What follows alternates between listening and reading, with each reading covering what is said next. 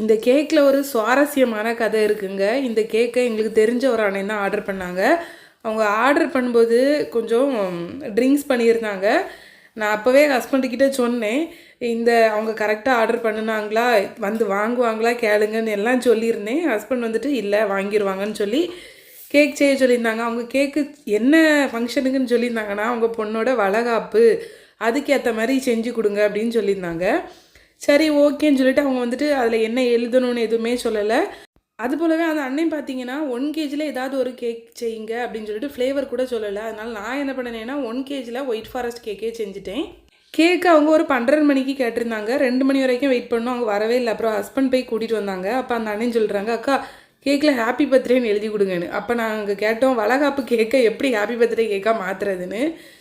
நீங்கள் ஒரு வேளை கேக் ஆர்டர் பண்ணோன்னா கீழே இருக்க நம்பருக்கு வாட்ஸ்அப் பண்ணுங்கள். கன்னியாகுமரி டிஸ்ட்ரிக்டில் ஹோம் டெலிவரி கூட இருக்குது. பாய்.